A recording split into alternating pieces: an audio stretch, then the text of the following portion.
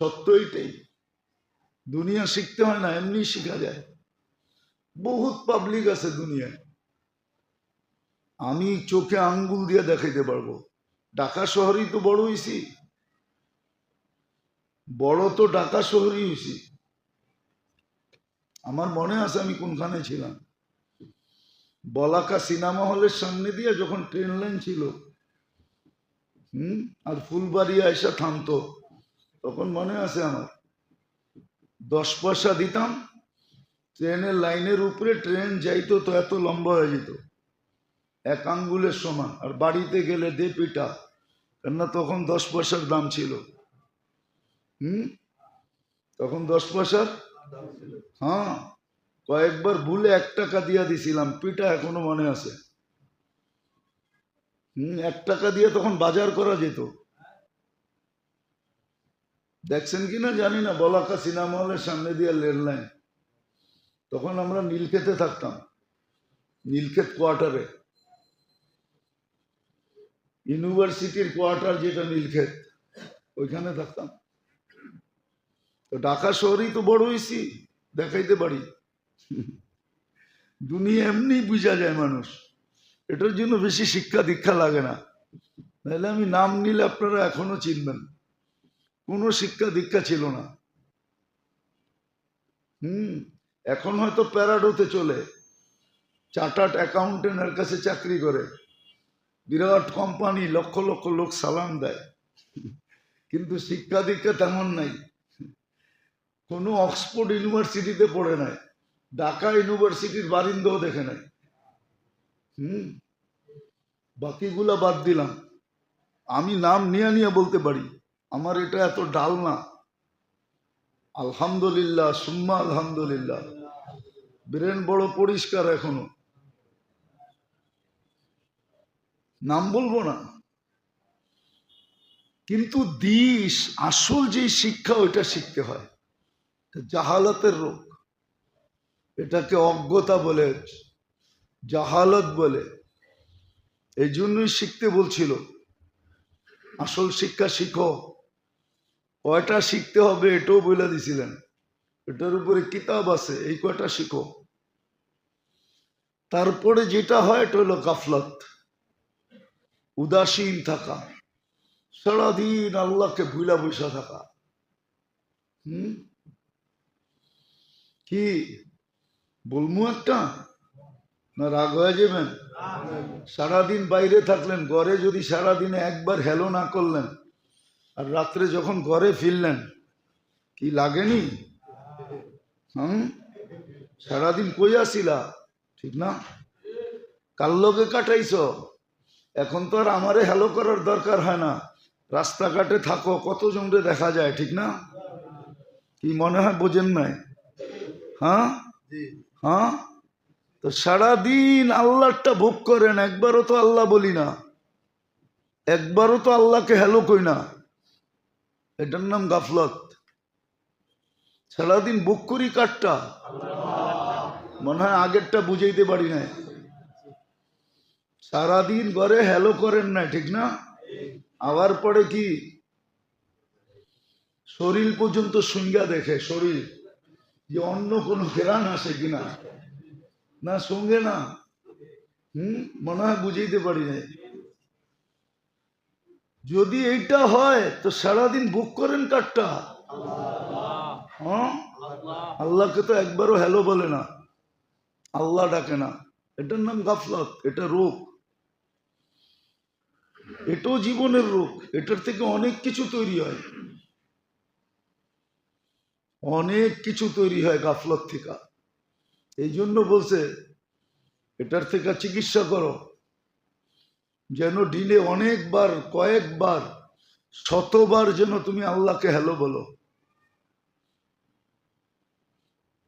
Hello বলো তুমি। বলে তারপরে রোগ যেটা হয়, তারপরে রোগ যেটা হয়, এটা হলো আখলাক।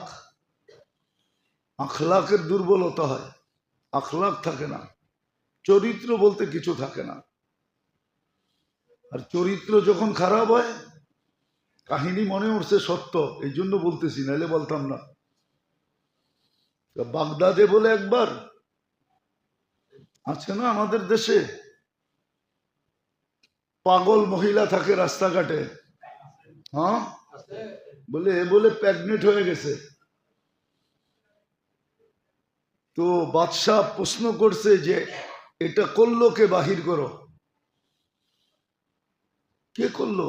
তো গোয়েন্দা খুঁজতে খুঁজতে খুঁজতে খুঁজতে একদিন দেখতেছে এক ব্যক্তি, আগের যুগে তো কালি বানাইতে হইতো, আমরাও কালি বানাইতাম, কলমে ভরতে হইতো অথবা চুবায় চুবায় লিখতে হইতো, ঠিক না?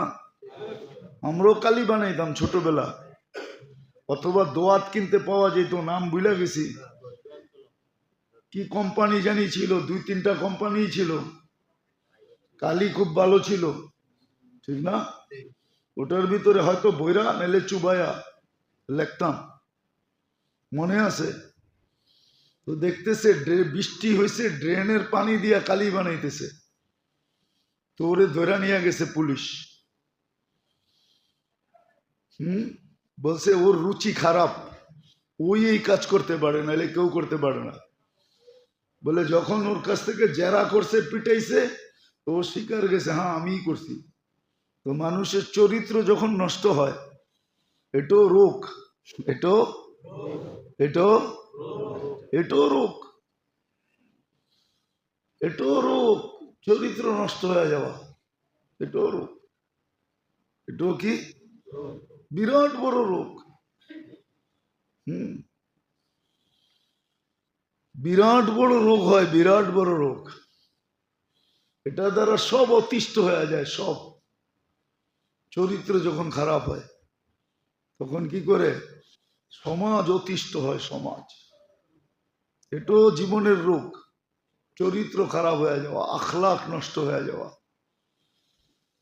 আর আখলাক যখন সুন্দর হয়, হায় হায় হায়, আখলাক যখন সুন্দর হয় তখন গ্রান যেরকম মানুষকে বাগানের দিকে টাইনা নিয়ে আসে, ফুলের গ্রান কিন্তু মানুষকে ফুলের কাছে নিয়ে আসে। ফুলের গ্রান মানুষকে কি করে, কোথায় টানে? বাগানের দিকে, ফুলের কাছে টাইনা নিয়ে আসে, ঠিক না? আখলাক যখন সুন্দর হয় তো মানুষকে ওর দিকে টাইনা নিয়ে আসে, সত্য এটা। আর আখলাক বড় উঁচা, ওয়েট অনেক বেশি। দুনিয়ায় সবচেয়ে ওয়েটওয়ালা কি জিনিস জানেন? লোহায় ওজন বেশি না সীসায় ওজন বেশি? কোন জিনিসে ওজন বেশি জানেন? পারতে ওজন বেশি। সবচেয়ে ওজন বেশি কিসে? পারতে ওজন বেশি। লোহার চেয়ে ওজন বেশি, সীসার চেয়েও ওজন বেশি। পারত চেনেন? পারতে কি ওজন বেশি। সমস্ত আমলের ভিতরে আখলাকের ওজন বেশি। যার আমল নামায় আখলাক যদি একটাও থাকে, যদিও আখলাকের শাখা প্রশাখা 360টা, একটাও যদি কার আমল নামায় থাকে, তাহলে ওই আমল নামা একটাই ঝুঁকানের জন্য যথেষ্ট। অপর সাইডে গুনাহ যত থাকুক, এক আখলাকে পাল্লা ঝুঁকায় দিবে। আখলাক বড় ওয়েটালা, বড় ওজনদার, বড় ওজনদার। আর আখলাকের পরিচয় আছে, আখলাক আলাকে। তো বললাম যে আখলাক না থাকা, চরিত্র নষ্ট হওয়া, এটাও জীবনের রোগ। চরিত্র নষ্ট হওয়া এটা জীবনের রোগ, জীবনের রোগ। তারপরে যেটা, সেটা হলো স্বার্থপর হওয়া, জীবনের লোক। স্বার্থপর আছে না? না নাই? আমরা সবাই স্বার্থপর, কিন্তু স্বার্থটা ফিট হওয়া দরকার ছিল এক জায়গায়, ফিট হয়ে গেছে আরেক জায়গায়। আখেরাতের ব্যাপারে যদি স্বার্থপর হইতো, স্বার্থপর বুঝেন তো, স্বার্থ ছাড়া কিছু করে না। লাভ ছাড়া কিছু করে না, স্বার্থ ছাড়া কিছু করে না। স্বার্থ থাকলে করে, নিঃস্বার্থ কিছু করে না। কিন্তু এটা হওয়া দরকার ছিল আখেরাতের জন্য। কামল ছোট থেকে ছোট, ওইটাও সামনে আসলে ছাড়ার কথা ছিল না। বড়টা তো করে করেই, খুঁজা খুঁজা ছোটটাও করে। জিজ্ঞাস যদি করে এই ক্ষুদ্রটা করলা কেন, তা উদাহরণ দিই হাদিস থেকে। খানা পড়ে গেছে, ওটা তুলা খেতেছে। জিজ্ঞাসা করছে আমিরুল মুমিনিন, সব তো বিভিন্ন দেশের ডেলিগেট, কেউ রোম থেকে আসছে, কেউ পারস্য থেকে আসছে, সব বিভিন্ন দেশের সরকারি ডেলিগেট, বড় বড় সম্মানী লোক। আপনি এই মুহূর্তে নাটকায় খেলেও তো পারতেন, অন্য মুহূর্তে খেতেন। তো বলছে আখেরাতের স্বার্থ আছে। আউত্রুকু সুন্নাত হাবিবি লিহা উলাইল হুমাকা, আহম্মদদের জন্য আল্লাহ রসুলের সুন্নত ছেড়ে দিব? ওনার জীবনের একটা আজীব কাহিনী আছে। বাইতুল মুকাদ্দাস যখন মুসলমান জয় করেন, তো ইহুদিদের একটা অনুরোধ ছিল যে আমরা চাবি ওই পর্যন্ত দিব না যতক্ষণ আমিরুল মুমিনিন না আসবে। দেশ নিয়ে গেছো নিয়ে যাও, বাইতুল মুকাদ্দাসের চাবি দিব না। কেন আমাদের কিতাবে লেখা আছে যার হাতে চাবি যাবে তার পুরা সবকিছু আমাদের কিতাবে লেখা আছে। আমরা মিলায় দেখবো এই ব্যক্তি সেই ব্যক্তি কিনা। এর আগে চাবি দিব না, জান দিয়া দিব, চাবি দিব না। তো উনি যখন চিঠি পায়ে রওনা হইলেন আর শামের সীমান্তে ঢুকলেন, শামের সীমান্তের কাছে পৌঁছলেন, তো রাত্র হয়ে গেল। ওইখানেই উনি অবস্থান নিলেন। কিন্তু সারা রাত্র বৃষ্টি ছিল। সকালবেলা পালা ছিল, উনি উটের রশি টানবেন, আর ওনার খাদেম বা গোলাম কৃতদাস উটের উপরে চড়বে। এইভাবেই সফর চলতেছিল।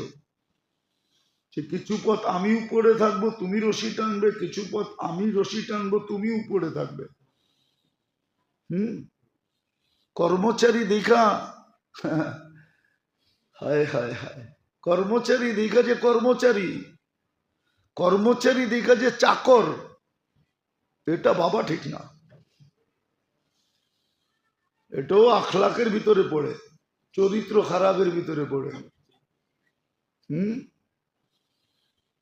কর্মচারী দেখা যে চাকর, এটা বাবা ঠিক না, এটা বাবা ভুল। এই জন্য বহুত মানুষ আছে, আপনাকে আমি চোখে আঙ্গুল দিয়ে দেখাইতে পারবো, যারা এটা ভাবতো ওদের জেনারেশন এখন মানুষের জুতার কাছে বসে থাকে। দেখাবো দুই চারটা, দুই চার না, দুই চার ডজন না, দুই চার শনা, দুই চার হাজার দেখানো যায়। বিশ্বাস হয় না? এক যুগে আমাদের দেশে জমিদারি প্রথা ছিল। জমিদার প্রজাদেরকে চাকর মনে করত। বাংলাদেশের সমস্ত জমিদার ফ্যামিলি খোঁজেন, অধিকাংশের সন্তান দেখবেন মানুষের চামচামি করে, চামচামি চামচ হিসাবে পিচপিচ ঘুরে। ওইটার কুফল। ওই যে বাপদাদা মানুষকে চাকর ভাবত, যদিও কবর থেকে দেখে, কিন্তু প্রতি উত্তর করার ক্ষমতা নেই। আজকে ওর জেনারেশন চাকর। ও যদি মানুষকে চাকর না ভাবত,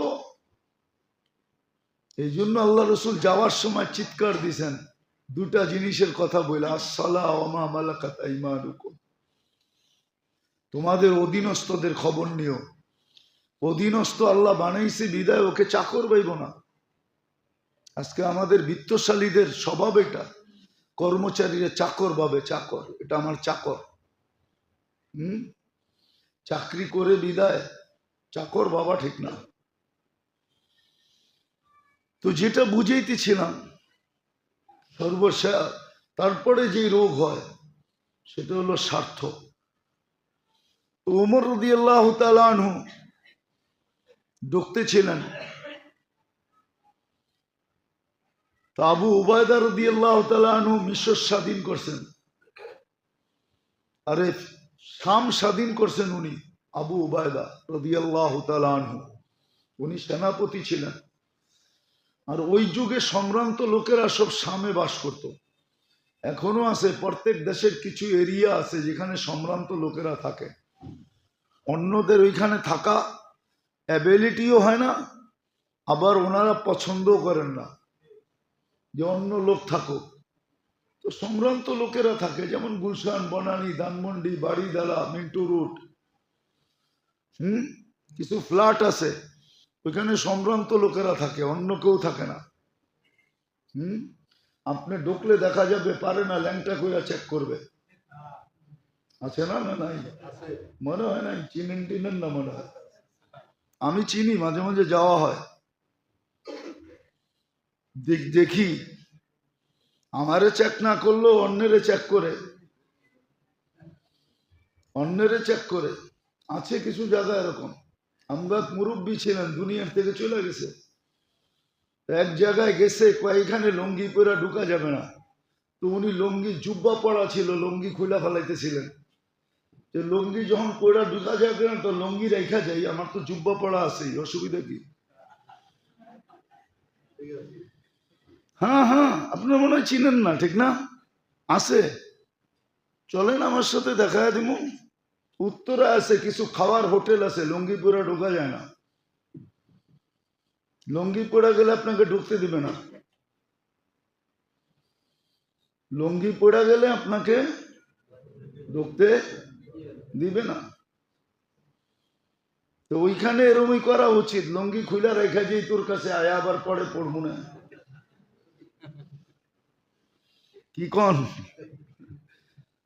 তো যেটা বুঝাইতেছিলাম, স্বার্থ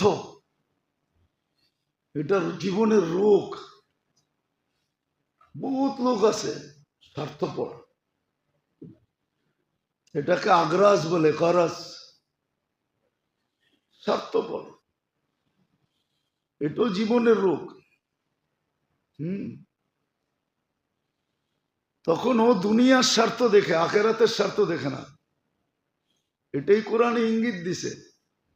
তখন ও অন্ধ হয়ে যায়। তামাল কুলুবুল্লাযী ফিস সুদূর, দিলের ভিতরে যে মনটা আছে ওটা আন্ধা হয়ে যায়, চোখে অন্ধ হয় না। হ্যাঁ, চোখে অন্ধ হবে কালকে।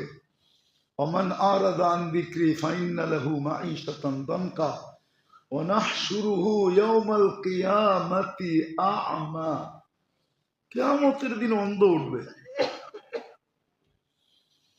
আজকে দিলের চক্ষু অন্ধ হয়ে যায়। তো এমন কি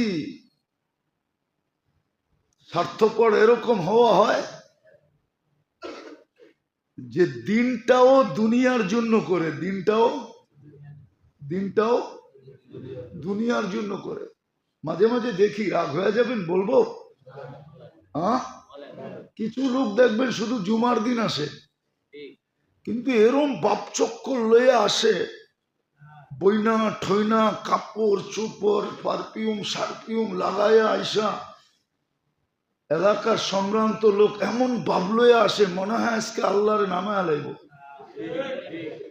নাইলে আবাদত করে আল্লাহরে চাঙ্গে উঠে দিব। চাং বোঝেন তো? ডাকায়া শব্দ, আপনারা নাও বুঝতে পারেন। আল্লাহরে উপরে উঠে দিব। আবার দেখবেন তসবি একটা রাস্তা দিয়ে চোখতে চোখতে আইতেছে, এটা এই জন্য যে ওর স্বার্থ, এটার থেকে রিয়া পয়দা হয়। রিয়া কি? রিয়া বুঝেন? রিয়া পয়দা হয়, ওজব পয়দা হয়, এগুলো সব আরবি শব্দ। সোমা পয়দা হয় আগ্রাস থেকে, গরজওয়ালা, স্বার্থপর যখন। এটাও জীবনের রোগ, এটা মানুষকে ফতুর বানায় দেয়। অথচ হাদিসে আছে, কালকে রাত্রে আমি পড়তেছিলাম। আপনি বলবেন আপনি আবার পড়ার সময় পান কোন সময়? না পাই, আলহামদুলিল্লাহ, এটা অভ্যাস, না করলে ভালো লাগে না। যদিও ওলামা তোলাবা আছে এখানে, এদের পড়ার অভ্যাস নাই, আমাদের পড়ার অভ্যাস আছে, যদিও ঝগড়া ডেলি হয়। ঝগড়া ডেলি হয়। আমি কালকে রাত্রে 3টায় ঢুকছি বাসায়। কয়টায়? আজকেও কয়টায় ঢুকবো জানি না, কিন্তু তারপরও 1-8 ঘন্টা পড়তে ভাল লাগে, মজা লাগে। কালকে রাত্রেই পড়ছিলাম। আল্লাহ রসুল গ্যারান্টি দিতেছেন যে মুসলমানের প্রয়োজন মেটাবে ফালাহুল জান্নাহ, তাকে আমি জান্নাতের গ্যারান্টি দিলাম। আপনি ফাইল নিয়ে অফিসে গেছেন, আপনার লিগেল ফাইল, ঠিক না? ও যদি আপনার প্রয়োজনটা মিটাইয়া দিত এই কথা মনে করে যে আল্লাহ রসুল জান্নাতের ওয়াদা করছে, তাহলে ও ডেলি জান্নাত কতটি কামাইতো। কিন্তু ও আগ্রাসওয়ালা, কি স্বার্থপর। তো ফাইলের ভিতরে আকাশের যত তারা ওনাদের এত দ্বারা, নামটা বললাম না, ঠিক আছে? আকাশের যত তারা ওনাদের অত দ্বারা, দ্বারা বাড়ি করে করবো আপনাকে না, রাখেন। স্বার্থপর। অথচ কালকে রাত্রে আমি পড়তেছিলাম, কালকে রাত্রে এখনো বের করে দেখাইতে পারি, যাবে আছে ওই কিতাব, মোবাইলে লোড করা আছে, পড়তেছিলাম যে মুসলমানের প্রয়োজনকে মিটায়া দিবে আল্লাহর জন্য, আল্লাহর রসুল বলছে ফালাহুল জান্নাহ, আমি তার জান্নাতের দায়িত্ব নিলাম।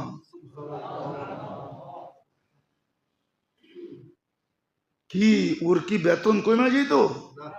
কিন্তু ওই যে স্বার্থপর, জান্নাত যায় যাক, জান্নাত যায়, জান্নাত দিয়ে কি করব? দুনিয়া হওয়া চাই, ঠিক না?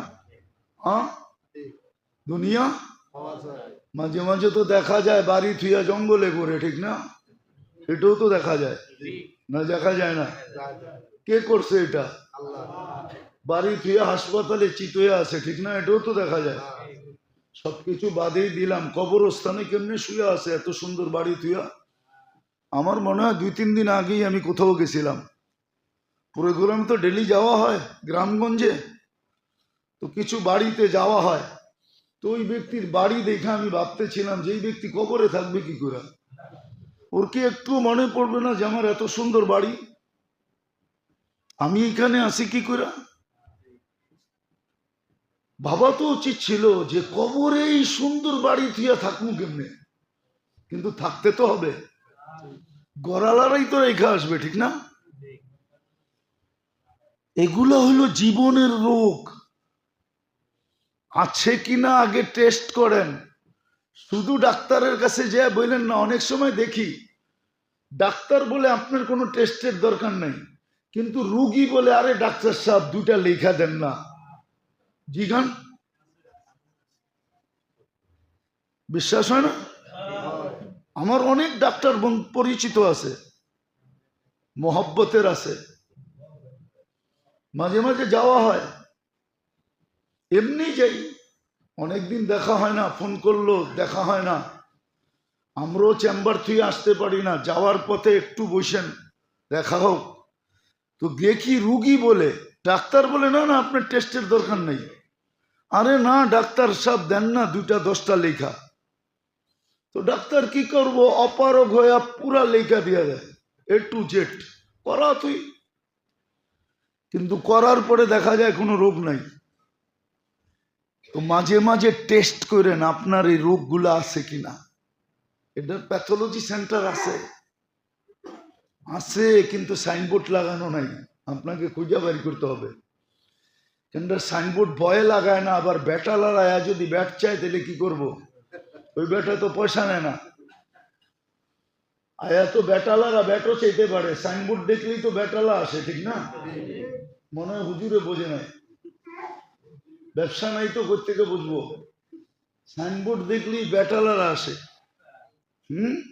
এই জন্য এগুলোর সাইনবোর্ড লাগায় না, ব্যাটালা আসবে, ট্যাক্সালা আসবে, কিন্তু আছে লোক, প্যাথোলজি সেন্টার আছে, আপনার এই জীবনে রোগ আছে কি নাই এটার প্যাথোলজি সেন্টার আছে, দুনিয়াতে আছে,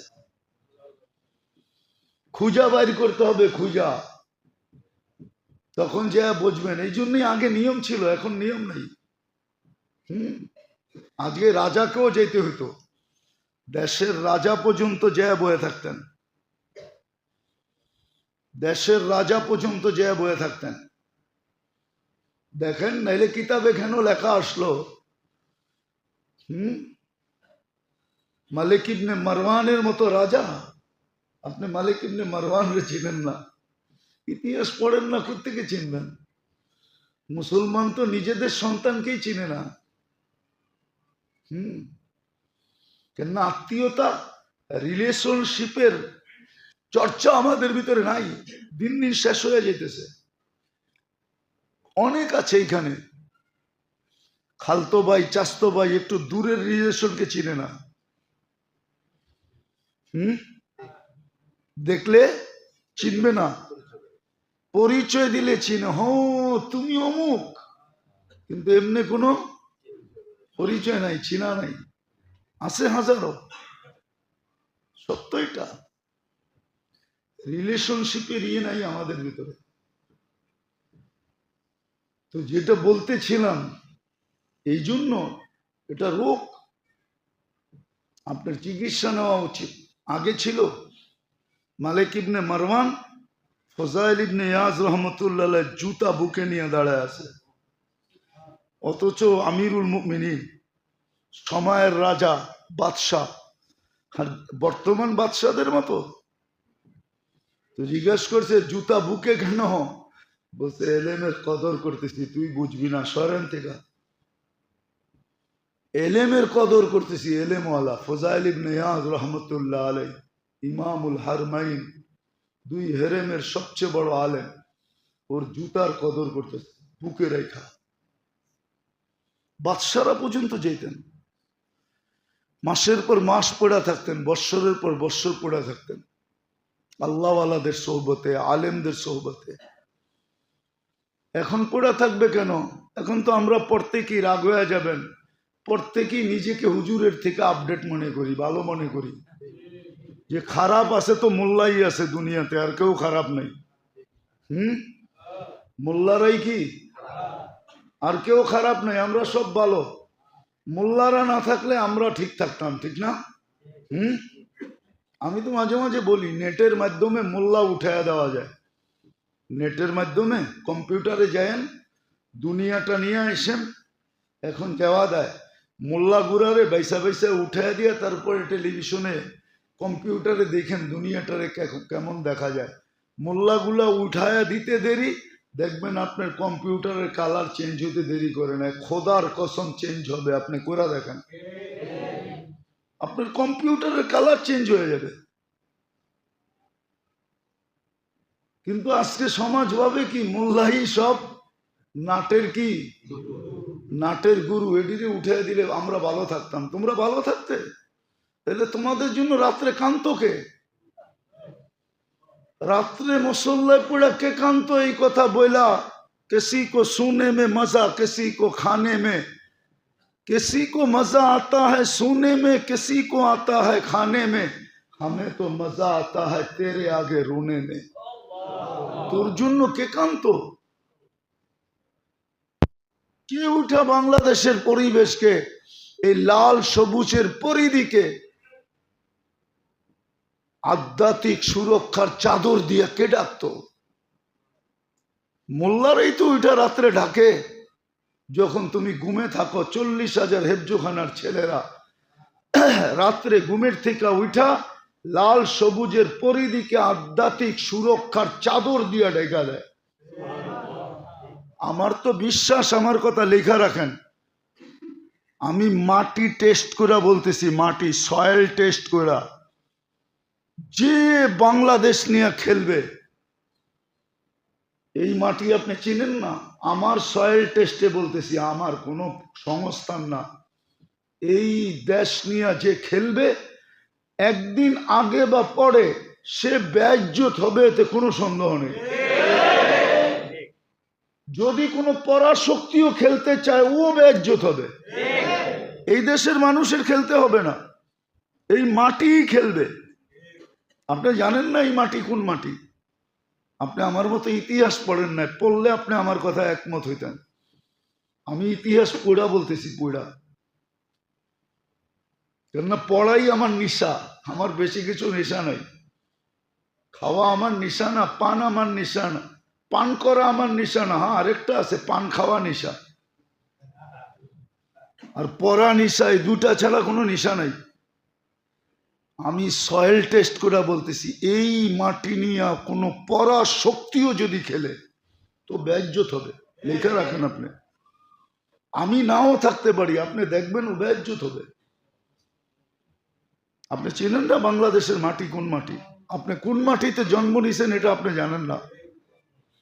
আপনি রাত্রের আকাশ দেখেন তো না, ঘুমায়া থাকেন, নাহলে টেলিভিশন দেখেন, ছাদে ওঠেন। আমরা সারা রাত্র রাস্তায় থাকি, আমরা মাঝে মাঝে আকাশ দেখি। বেশিরভাগ সময় রাত্রে ল্যান্ডিং হয় বাংলাদেশে। বিদেশে যখন যাই তো রাত্রে আসি। প্লেনে তো বৎসরে 200 বার চড়া হয়, তো আমরা আকাশ দেখি যে বাংলাদেশের আকাশের কালার কি। এই মাটি বড় খতরনাক মাটি। এই জন্য কেউ যদি খেলতো, ওর বিবেক বুদ্ধি থাকলে ও খেলতো, ঠিক মতো খেলতো, উল্টাপাল্টা খেলতো না। এই মাটি বড় খতরনাক মাটি, মানুষের খেলতে হবে না। তো যেটা বুঝাইতেছিলাম, এটা হলো রোগ, স্বার্থপর হওয়া, এটা হলো জিন্দেগির রোগ। আরো 2-1টা রয়ে গেছে, বাঁচলে আবার শোনাবো নে। চিকিৎসা নেন, টেস্ট করেন আপনার ভিতরে আছে কিনা, বৈশা বৈশা ভাবেন, নিজে নিজে ভাবেন, নিজে নিজে চিন্তা করেন যে এই রোগগুলো আমার আছে কিনা। নিজে নিজে ভাবেন। আপনি যদি নিজে নিজে ভাবেন, আল্লাহ আপনাকে শুধরায়া দিবে, বুঝায়া দিবে, আল্লাহ জানায়া দিবে আছে কিনা, ভিতর থেকে বাইসা উঠবে। আল্লাহ করুক, আল্লাহ আমাদেরকে বুঝার তৌফিক দান করেন। ওমা আলাইনা ইল্লাল বালাগ।